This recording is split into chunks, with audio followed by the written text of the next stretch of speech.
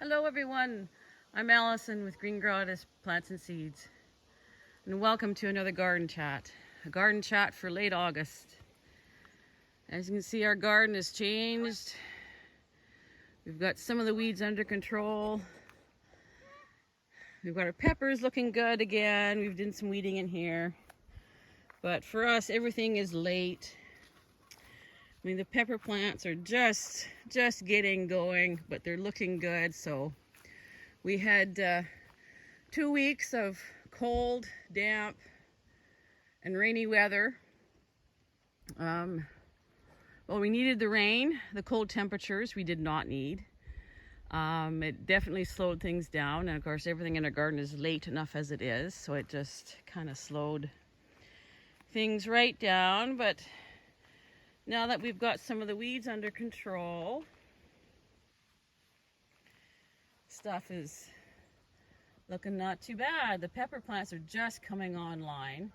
They are sort of a borderline crop for us in terms of, you know, their season that they require. But we've had a couple of pickings of really nice Cubanelles and Anaheims and Poblanos, and as you can see, the plants look amazing. They're absolutely gorgeous and healthy looking.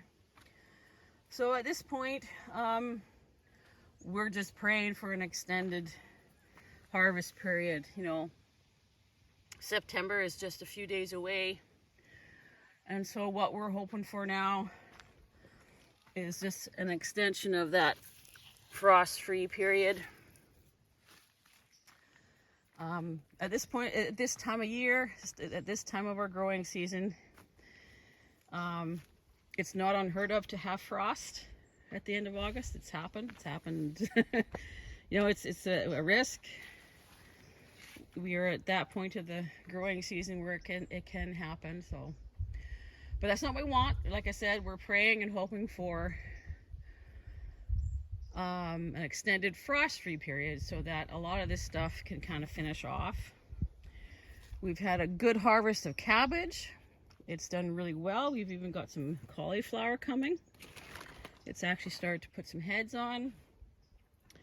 Our cucumbers are producing like crazy. They seem to be a little late off the hop, but they're picking up steam.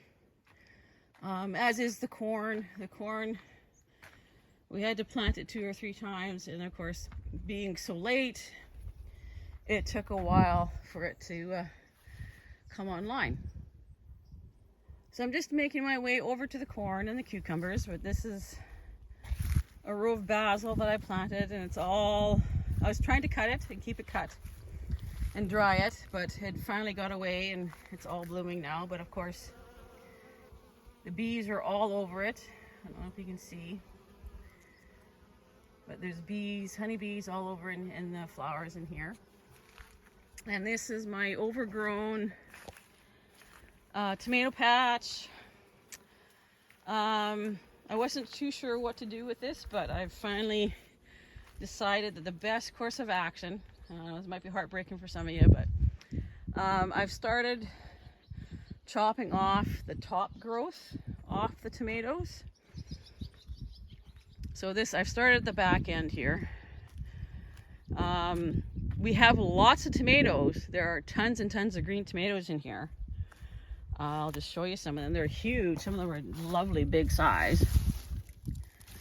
That's gorgeous, hey? Like, look at them all. They're just lots of tomatoes. But because they're so overgrown, what I'm noticing as I go through is that there's some rot starting to happen because there's no airflow through the patch and no sunlight. So by cutting down the tops, there's some airflow, which will help reduce that rot.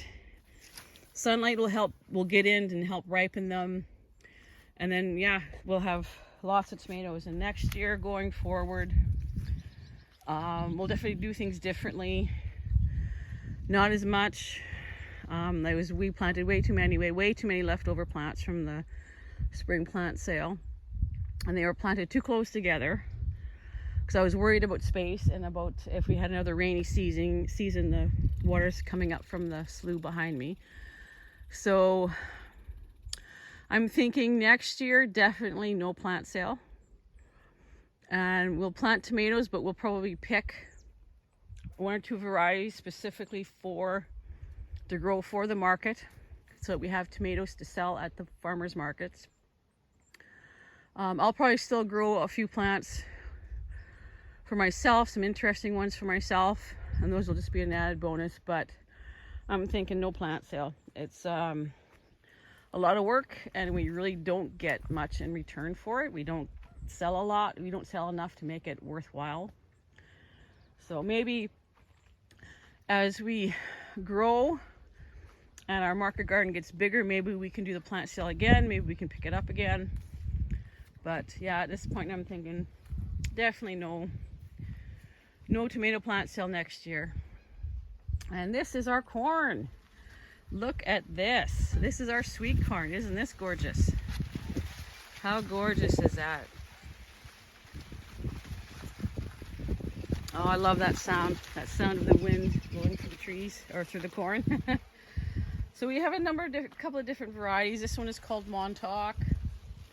This one I think is espresso, and then I think there's another one called Cafe. The espresso is the one that is finally almost ready.